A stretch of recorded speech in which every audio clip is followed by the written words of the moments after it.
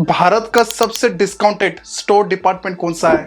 1 KG Surf Excel liquid MRP price 205 रुपये में है, वहीं डीमार्ट में 160 रुपये पर केजी मिलता है। देश का सबसे डिस्काउंटेड आर्मी कैंटीन सीएसडी ले ले, वहाँ भी 1 केजी सर्फ एक्सेल की कीमत 161 रुपये है, और वहीं जियो मार्ट रिलायंस में 190 रुपये पर केजी मिलता है, जबकि आर्मी कैंटीन स्टोर डिपार्टमेंट में जीएसटी टैक्स नहीं लगता है। For example, 1 KG detergent powder में 18% जीएसटी लगता है। 18% जीएसटी प्राइस हटा दे एमआरपी प्राइस से, 1 केजी सर्फ एक्सेल की कीमत इतनी बनती है, पर डीमार्ट में हर एक सामान पर जीएसटी लगता है। एक सर्फ एक्सेल ये आधार रखते चले, 18% जीएसटी लगाने के बावजूद डीमार्ट इतना डिस्काउंट देता कैसे है? डिस्काउंट देने के बाद भी डीमार्ट इंडिया का सबसे प्रॉफिटेबल स्टोर डिपार्टमेंट कैसे बना? आप कहीं भी सर्च करना, आपको डीमार्ट बिजनेस स्ट्रेटेजी सिंपल से बताया जाएगा। DMart B2C business chain model पर फोकस करता है, यानी गुड्स को डायरेक्टली मैन्युफैक्चर से बल्क में खरीद कर एंड यूजर कस्टमर को देता है। ऐसा है तो बिग बाजार क्यों बर्बाद हुआ?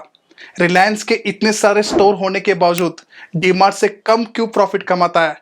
ये लोग भी बल्क में परचेस करते होंगे। मेरा पूरा फोकस इस वीडियो में नॉन फूड आइटम्स में रहेगा, जो आम आदमी ध्यान ही नहीं देता है। ये सारे नॉन फूड आइटम्स आपको सेकंड या थर्ड फ्लोर में देखने को मिलते हैं।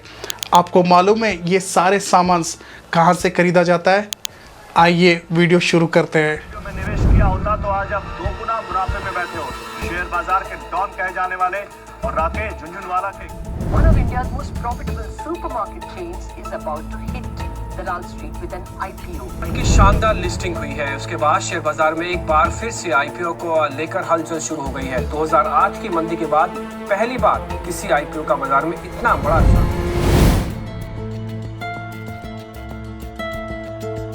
मार्च 2017 में एवेन्यू सुपरमार्केट के नाम से आईपीओ आता है 299 पर शेयर से।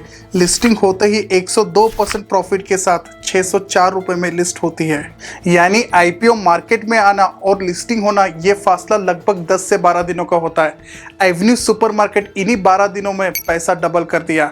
एवेन्यू सुपरमार्केट और कोई नहीं, डीमार्ट ही है, और हमारी कहानी यहाँ से शुरुआत होती है। नेहा अपने पति के साथ शॉपिंग करने डीमार्ट आती है। ग्राउंड फ्लोर में नेहा कुछ बेसिक राशन सामान खरीदती है, जैसे कि चावल, गेहूं, मसाला, तेल और कुछ स्नैक्स और बिस्किट खरीदती है।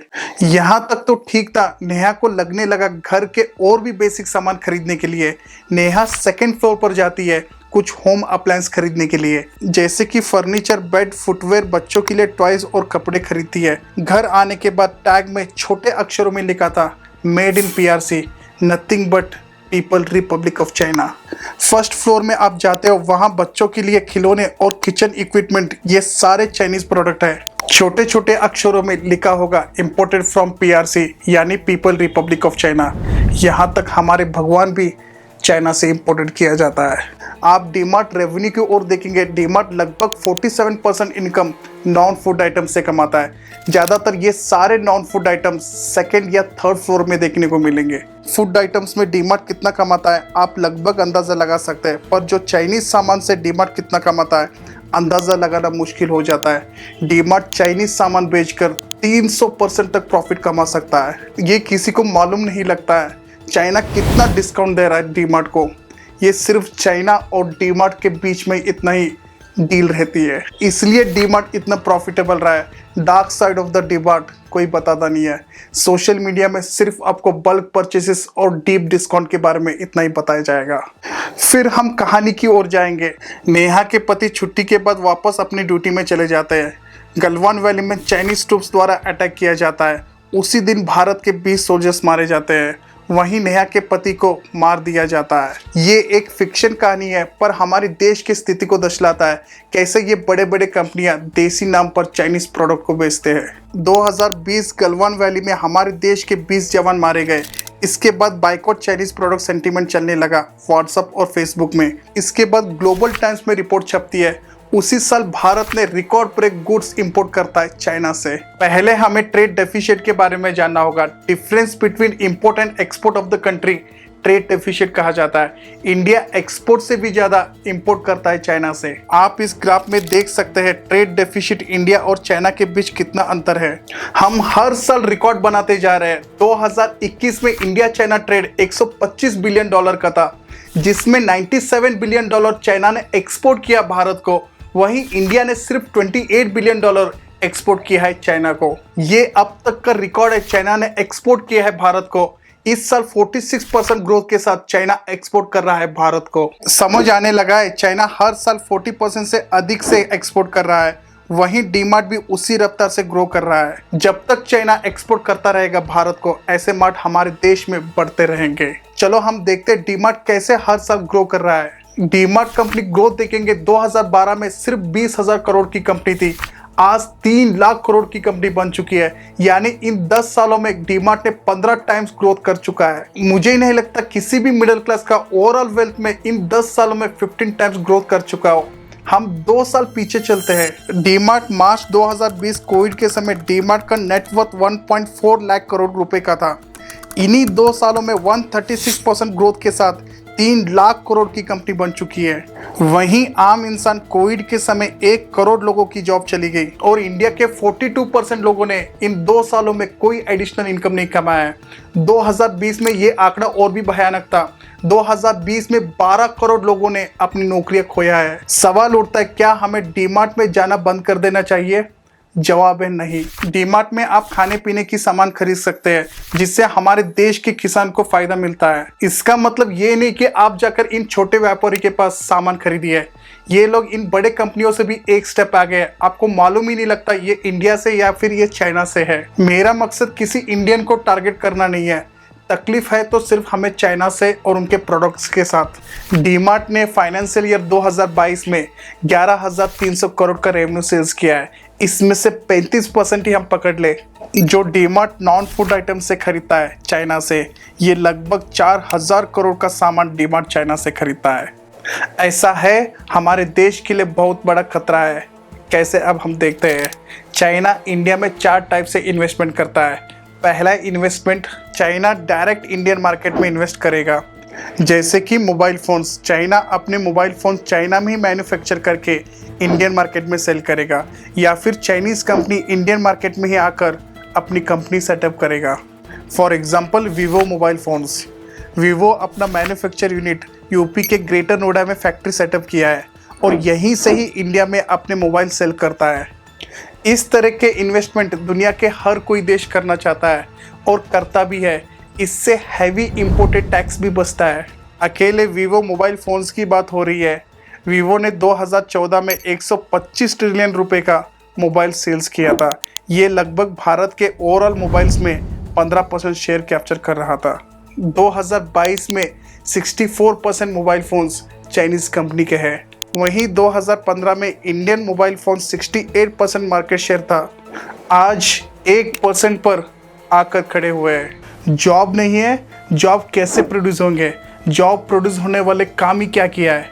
सिर्फ हम सामान खरीद रहे हैं। जॉब तो चाइना लेकर जा रहा है। देख लो अनएम्प्लॉयमेंट रेट कैसा था दिसंबर मंथ में। सेकेंड टाइप ऑफ इन्वेस्टमेंट जो चाइना करता है, इंडियन कंपनियों में शेयर खरीदना। ये कंपनियां शेयर बाजार में लिस्टेड या अनलिस्टेड भी हो सकते हैं। इस टाइप ऑफ इन्वेस्टमेंट को एफआई या फॉरेन इन्वेस्टमेंट भी कहा जाता है। स्विगी, जोमेटो, ओला, ओयो, बाइजू, पॉलिसी बाजार, ड्रीम 11 जैसे कंपनियों में चाइनीज़ कंपनियां इन्वेस्टमेंट करते हैं। Best example Paytm. आज मेजॉरिटी पेटीएम के स्टेक होल्डिंग चाइनीज कंपनियों के पास है। इवन पेटीएम के फाउंडर विजय शेखर शर्मा के पास माइनॉरिटी स्टेक है। पेटीएम में डिसीजन मेकिंग ये चाइनीज कंपनियां करती है। पेटीएम में डेटा लीक होना और आपके मोबाइल्स में फ्रॉड कॉल्स आना था, जिसमें आपका भी व्हाट्सएप नंबर सिलेक्ट हुआ है। आपके व्हाट्सएप नंबर पर 25 लाख रुपए की लॉटरी लगी है। आपको और आपके परिवार को बहुत ये सारे डेटा लीक के कारण ही होता है। पेटीएम, जोमेटो डिस्काउंट के चक्कर में इन शेयरों को खरीद कर क्या हालत हो चुकी है इन शेयरों की। बी केयरफुल, आने वाले आईपीओ शायद आपको बर्बाद कर सकते हैं। पेटीएम का आईपीओ आने से पहले 6,000 इन्वेस्टर थे। आईपीओ के बाद 10 लाख से भी ज़्यादा लोग इन्वेस्ट कर चुके हैं। Third type of investment, Indian company के कोई ओनर या स्टाफ चाइनीज़ मार्केट में खुद ही जाकर वहाँ से सामान खरीदेगा, इंडिया में लाकर असेंबल करेगा, वहाँ से रॉ मटेरियल इंडिया में लाकर उस सामान को जोड़कर इंडियन मार्केट में सेल करेगा। फॉर एग्जाम्पल बोट और लेंसकार्ट जैसे कंपनियां करती है। लेंसकार्ट अपने लेंस को चाइना से इंपोर्ट किया जाता है, उस लेंस को जोड़कर इंडियन मार्केट में सेल किया जाता है।